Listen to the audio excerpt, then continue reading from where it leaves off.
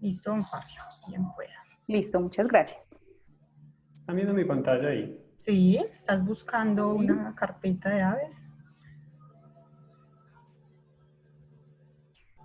Bueno, esta es simplemente como una pequeña introducción para que lleguemos al tema que es el que nos tiene como el día de hoy acá. Ok, Entonces, ¿estamos todos nuevamente o nos falta alguien por entrar? No, ya estamos. nos faltan Igual, dos, profe. sí, Sí, nos faltan dos. ¿Quién nos igual falta? tranquilos que yo estoy acá atenta a la sala de espera. Ok, bueno. Listo. Entonces, como les decía ahora, la idea es que podamos conversar. No quiero ser yo la persona que esté acá hablando porque en cierta medida ni siquiera sé cuál podría ser la problemática fuerte o la discusión fuerte que puedan tener ustedes. Así que yo voy a hablar un poco y luego voy a dejarles el tiempo para que ustedes de pronto puedan hacer preguntas y de pronto si tienen alguna inquietud. Mi intención es que podamos como ver primero algo de aves y luego poder hablar de las palomas. Entonces, pues creo que no sé si de pronto dentro de sus proyectos de investigación han contemplado el tema general de las aves, no solo las palomas. Ellas son muy importantes, digamos, para nosotros y para el planeta porque son las encargadas de la polinización, este proceso en el cual obviamente se transporta el polen de un individuo hacia otro individuo, pues es bien realizado por una amplia cantidad de animales, ya sean mamíferos, pues no sé, otro tipo de animales como insectos, pero las aves cumplen un papel bien importante, incluso algunas de ellas han coevolucionado para poder ser las especialistas en la polinización, como es el caso de los colibríes. Y en ese mismo proceso de hacer que los bosques estén muy bien, las aves son bien importantes porque son las encargadas también de la dispersión. Así como el árbol puede tener su flor, la flor se convierte en un fruto, pues ese fruto también es consumido por algunas aves y también pues movilizado, entonces con la movilización de las semillas puede hacer que el bosque empiece a agrandarse o a ir ganando como terreno. Por eso también es muy importante las aves para el tema de la dispersión.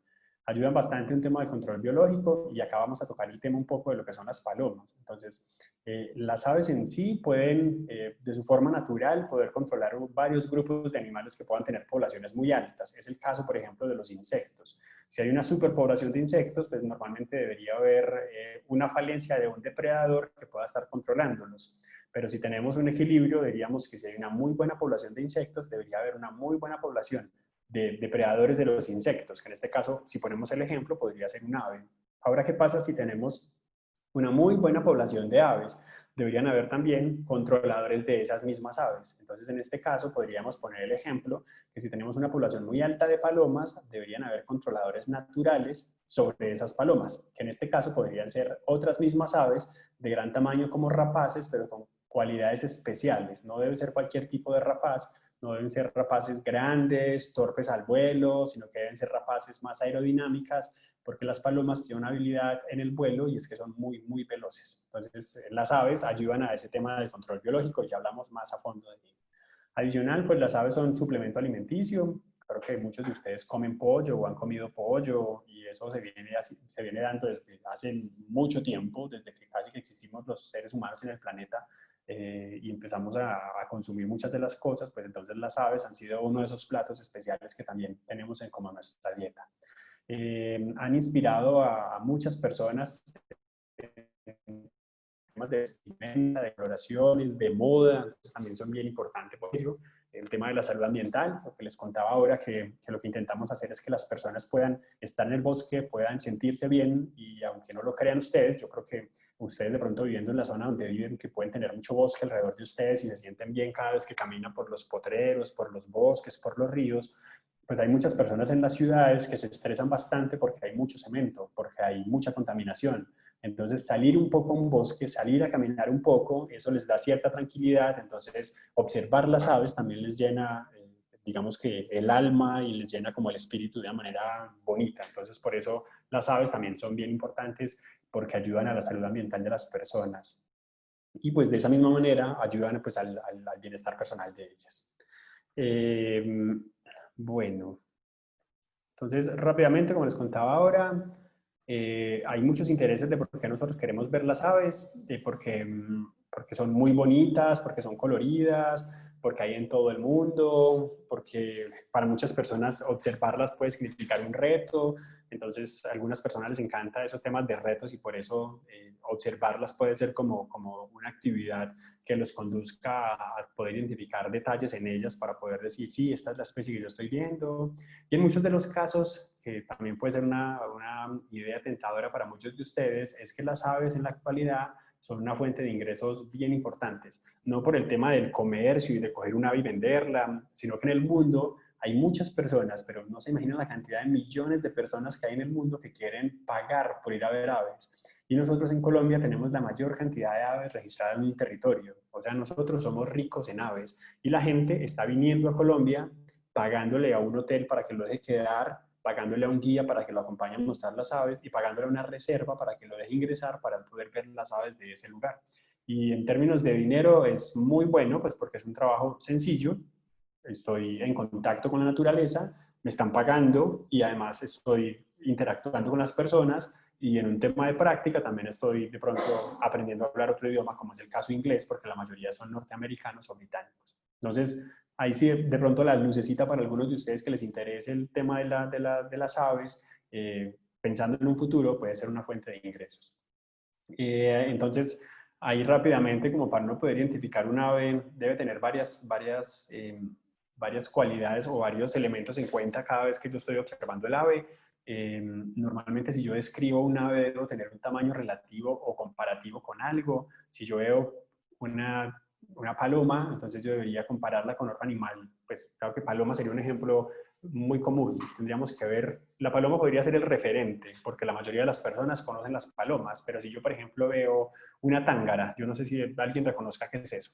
Entonces, normalmente yo puedo utilizar un tamaño relativo o comparativo de la paloma para describir la tángara. Yo puedo decir que una tángara es la mitad de una paloma. Entonces, así yo ya sé en qué contexto me está hablando la otra persona y de qué tipo de ave me puede estar hablando.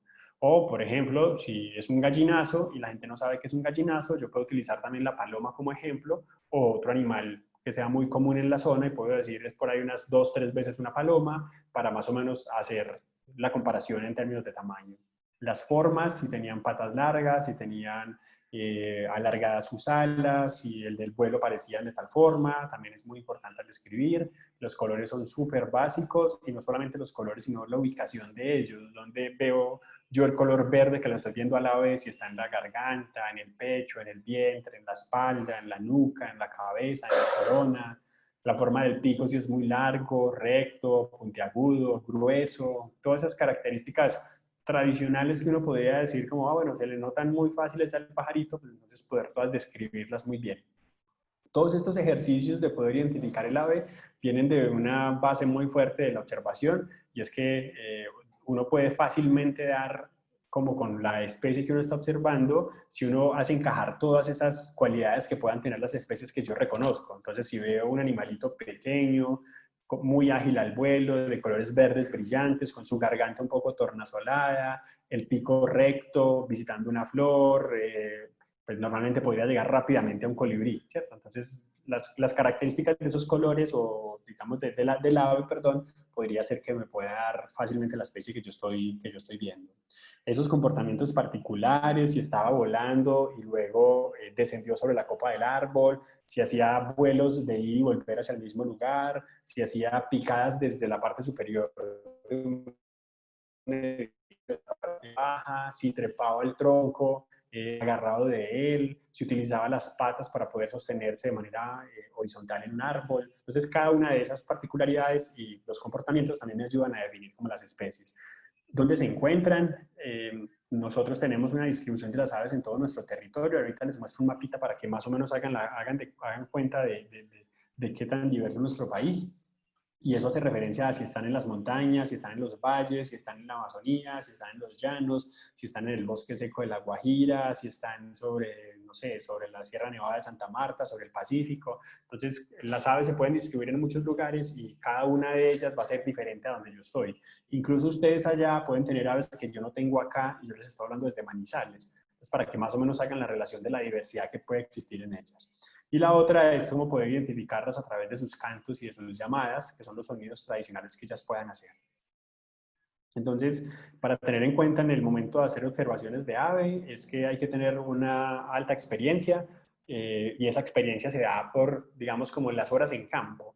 Si yo simplemente digo, yo estuve leyendo y sé de aves, pues posiblemente usted pueda tener mucho conocimiento de aves, pero la práctica y de salir al campo y darse cuenta que lo que usted está en teoría aprendiendo, cómo lo puede volver real y cómo lo puede volver práctico en el momento que está en campo. Entonces, esa combinación de lo teórico y lo práctico hace que usted pueda tener bastante experiencia y sobre todo conocimiento acerca de ellos. Esas horas en campo se miden con tiempos de observación, a que yo me quede parado, observe las especies que están al lado mío, y aquí creo que cabe resaltar la palabra observación, porque no estamos solamente viendo los pajaritos, sino que le estoy viendo, o sea, le estoy observando todas esas cualidades específicas que tienen, que es el color, las formas, que es lo que estaba viendo ahora, ¿cierto? Bastante interesante también es el tema de aprender de otros, así yo tenga bastante experiencia y sepa supuestamente mucho de aves, cada vez que hablo con demás personas que están interesadas en el mismo tema mío, me pueden dar tips de algunas de las aves que yo no conocía y me llena bastante, digamos, ese tema del conocimiento, si soy humilde en aceptar también y obviamente en generar una discusión asertiva en términos de que lo que me está diciendo él puede hacerme interesante, puede ser mentira o puede ser discutible por mí. Entonces, digamos que ese tema de aprender de otros es bien interesante. Y para la otra cosa importante en el momento de las observaciones es estar muy pendientes en la hora y en el clima. Las aves se comportan muy diferente en la mañana, muy diferente al mediodía y muy diferente en la tarde. Y eso aplica para todas, incluso para las palomas que ustedes tienen en su colegio.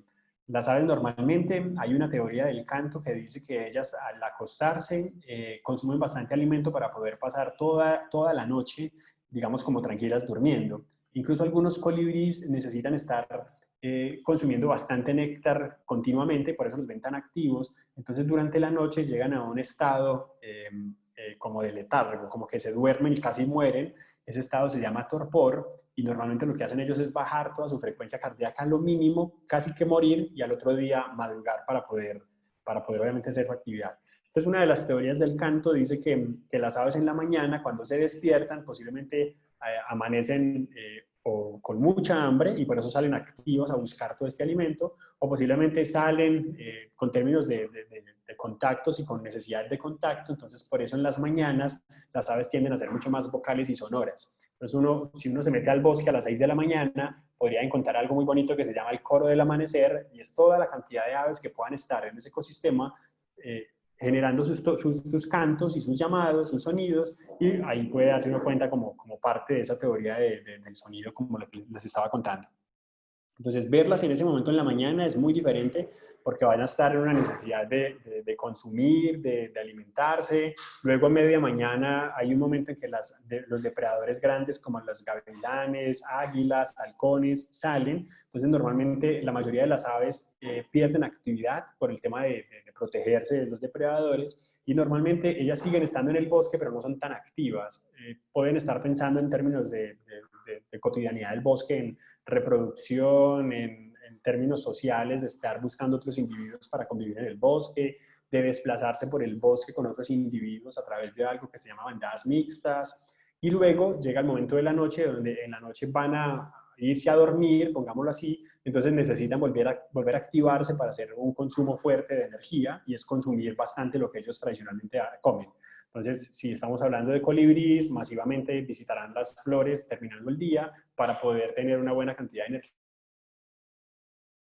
Estamos hablando de tangas, visitarán árboles frutales para poder obviamente buscar eso. Si estamos hablando de palomas y hay disponibilidad de alimento, entonces en la noche o en la tarde-noche irán a buscar lugares donde se les ponga comida, como maíz, arroz o lo que sea que estén comiendo. Entonces también, muy en la mañana y muy en la tarde, son picos de actividad muy fuerte del movimiento de las aves. Entonces acá hay unas cosas como básicas de lo que les hablaba ahora, tener en cuenta pues como dónde están los colores de las aves. Acá hay un ejemplo con un carpintero buchipecoso. Adicional que muchas de las aves tienen como ciertas marcas de campo especiales, ya sean antifaces, capuchas, collares, baberos, ceja o fajas pectorales, como lo estoy mostrando ahí en la presentación. Nuevamente lo que les decía ahora de lo importante que es Colombia en términos del mundo para la observación de aves, y nuestra zona también. Entonces, en el mundo se estiman que hay 10.000 especies de aves, 1.930 hay reportadas en Colombia. No hay otro país con tal número. De pronto Brasil o Perú nos pueden seguir y nos están siguiendo con unas 1.800 aves, entonces digamos que estamos un poco volados nosotros y seguimos encontrando especies. Y hace poco para el departamento de Caldas se hizo un inventario de las aves de nuestro departamento y se llegó a la conclusión de que hay aproximadamente 820 especies. Entonces 820 es un número bien interesante. Adicional, no es que sea aparte, sino que Colombia es muy interesante porque en el momento de la migración, cuando las aves se mueven desde los lugares más fríos, en los extremos de nuestro planeta, ya sea hacia el norte o hacia el sur, y se mueven como hacia el centro, buscando un poco los momentos cálidos, cuando llega el invierno en Estados Unidos o cuando llega el invierno en Argentina y en las zonas bajas, pues las aves empiezan como a congregar en el centro y una muy buena cantidad de ellas llega hacia nuestros lugares en el trópico. Ese movimiento lo llamamos migración y hay una época en el año que es ahorita, justo como desde agosto, septiembre, hasta más o menos abril y mayo, en la que ellas van a estar acá escapando del frío y ya luego regresarán hacia su lugar de origen. Por último, les contaba lo de las regiones que están, digamos, como bien interesantes para nosotros. O sea, si yo estoy acá en la parte alta, en el Caribe, va a ser muy diferente a las aves que me encuentro en la Amazonía y a su vez muy diferentes a la de los llanos y a las de los Andes y a su vez muy diferentes a la del Pacífico, que es este sector del ave de acá. Entonces, en Colombia tenemos datos chéveres y es que 79 de las 1.930 especies de aves que hay en Colombia, 79 son endémicas, o sea que solo están en Colombia. 193 especies de las que les dije ahorita son casi endémicas, perdón, o sea que están entre Colombia y algún país cercano, ya sea Venezuela, ya sea Brasil, ya sea Perú o ya sea Panamá. Y de esas, de las que les digo, 197 son migratorias, son las que pasan por acá. Y rápidamente para terminar, estos son como los equipos básicos que uno necesitaría para empezar a hacer observación de aves, binoculares, guías de campo. Para los que no tienen guía de campo hay una aplicación móvil que se llama Merlin, que la tiene uno en el celular, no vale nada, solo debe tener internet por un momento mientras que la descarga, después funciona sin problema. Tener una libreta de campo que no es nada más que un cuaderno para yo hacer mis observaciones, en un futuro pensar en cámaras fotográficas, apuntadores, reproductores de sonido, speakers y cosas así. Pero inicialmente los binoculares, apenas puedan y tengan posibilidad ustedes de conseguirse unos, y la guía de campo, que son bien importantes para saber qué aves son las que estoy viendo. Entonces, esto es más o menos lo que les quería yo contar, y ahora vamos a hablar un poco de lo de las palomas.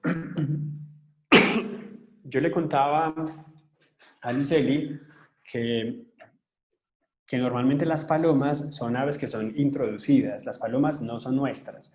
Las palomas llegan a nuestro territorio seguramente después de que empieza a darse el tema de los... ¿Alguien está chateando? Fabio, por favor, no escribe por aquí la aplicación. Ah, bueno. La aplicación se llama Merlin. Ahí les acabo de escribir. Entonces, las palomas inicialmente, por su velocidad y más que la velocidad, por la resistencia que ellas tienen, lo que hicieron las personas es empezar a utilizarlas para poder enviar mensajes. Es por eso que hay muchas personas que conocen la palabra o conocen el término de paloma mensajera. Lo que hacían es que las palomas pueden identificar fácilmente como los lugares donde ellas nacen y normalmente algo así como que lo graban. Entonces hay un mundo de documentos en internet que hablan sobre cómo lo pueden hacer, basados en el magnetismo de la Tierra, dicen que tiene una sustancia en la cabeza que se llama magnetita, pero son mucha información que seguramente ustedes pueden buscar en internet para darse cuenta de cómo hace una paloma para recordar el sitio de origen. Entonces, lo que hacían era, las personas que querían enviar los mensajes, sacaban las palomas del sitio de origen, vamos a hacer un ejemplo cualquiera, las palomas desde Río Sucio, yo voy por ellas hasta allá y traigo todas las palomas hasta Manizales. Y funcionaba así. Yo acá lo que hacía era poner a todas las palomas los mensajes que necesitaba. Entonces los mensajes llegaban para cualquier persona. Yo acá pongo y le escribo un mensaje a una Carolina. Entonces la paloma se va y regresa hacia el lugar donde ella siempre estuvo, que es, por ejemplo, Río Sucio. ¿Cuánto tiempo tarda? Digamos que eso depende del tipo de paloma o, digamos, la raza de ella. Y cuando llega a Río Sucio, allá simplemente entra a un lugar llamado colombódromo y en ese lugar lo que hace es el dueño del colombódromo, coge la paloma, abre el mensaje y dice: Carolina, Fabio Arias le escribe desde Manizales que todo va muy bien. Entonces así funcionaba el tema de cómo se hacía el tema de los mensajes utilizando las palomas. Con el pasar del tiempo, creo que ustedes se dieron cuenta, ese tipo de mensajería se fue volviendo obsoleta y no funcionaba. Hoy en día solo es bonita y sirve para hacer carreras y para seguir conservando el tema de la colombofilia, que es como el gusto por las palomas, pero muchas de las palomas que no lograron llegar a sus destinos por términos de que eran muy largos, porque no resistían, estaban muy flojas, entonces lo que hicieron fue simplemente irse quedando, encontraron alimento en diferentes lugares del planeta. Acá en Colombia, digamos que encontraron facilidad de alimento en diferentes sectores y pues simplemente siguieron quedándose ahí porque tenían buen alimento y fueron generando toda una colonia extensa donde se dieron cruces de palomas muy veloces, con no veloces, palomas un poco lentas, con unas, digamos, más rápidas, y generó una gran variedad en términos de genética de la paloma como tal. Pero normalmente en la forma como las vemos generalmente del mismo color, esos colores, digamos, como tornasolados en el cuello, medio verdosos, con unas ceras muy grandes en su narina, algunas de ellas de pronto las podemos ver un poco blancas, pero siguen siendo la misma especie, y los resultados que ustedes ven cuando encuentran una paloma son nada más que el cruce de muchas de las diversas palomas que estuvieron ahí como dando vueltas. La población sigue creciendo, entonces las palomas se siguen movilizando. Si yo me asomo a la ventana de mi casa hay 3, 4 palomas. Si esas 3, 4 palomas se unen con otro grupo que está en otro sector, se forma una aglomeración bastante grande.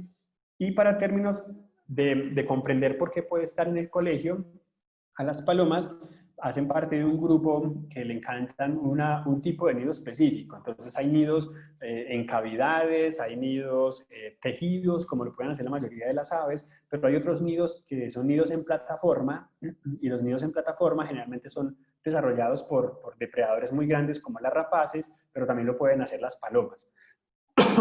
Entonces yo soy una paloma y ya me encontré que en la ciudad o en un pueblo o en un lugar, en un caserío donde hay humanos, puedo tener alimento porque me encuentro migas, me encuentro pan, me encuentro bastante cosas para yo poder estar bien, y que adicional no tengo depredadores porque yo soy muy veloz. Entonces ahora lo que necesito es poder encontrar un refugio, y ese refugio me lo ofrecen las construcciones. Si yo miro mi edificio o yo miro mi casa y me doy cuenta que las paredes son lisas y la ventana hace parte de esa parte de ese elemento liso, normalmente ahí ningún animal va a poder hacer un nido.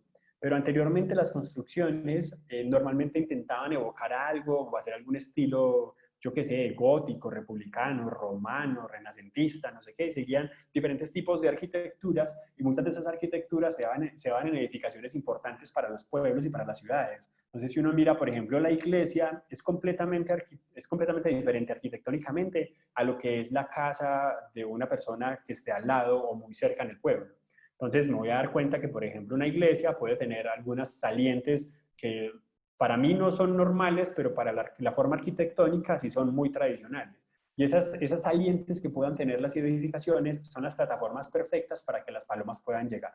Entonces yo, sin conocer el colegio, me atrevería a pensar que si ustedes tienen palomas en su colegio, es porque ellas están encontrando en de pronto la forma arquitectónica que tenga el edificio, que tenga la construcción, que tenga su colegio, pueden encontrar algunas plataformas donde puedan estarse refugiando y sentirse seguras. Entonces tienen alimento cerca, tienen hospedaje tranquilo y pues no tienen depredadores. Entonces esas serían las 3 cosas que podríamos atacar en el momento que ustedes quieren controlar un poco y no hacerlas desaparecer, porque no es el término, sino movilizarlas hacia otro sector más seguro y así poder limpiar un poco el colegio, ¿no?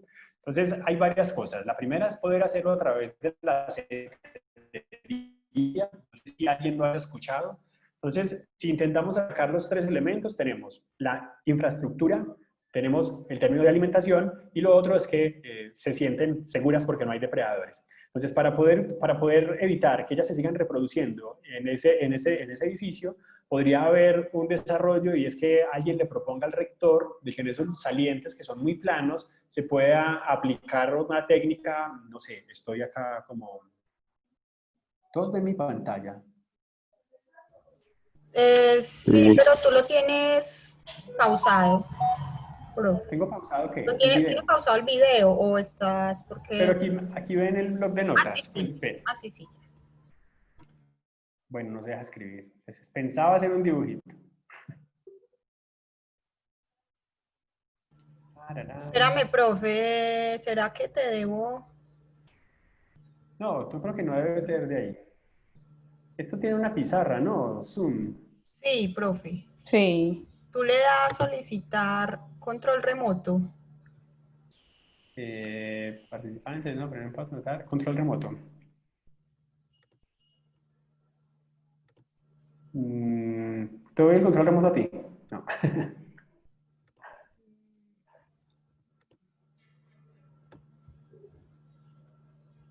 No sé, profe. A ver. Editar, mostrar.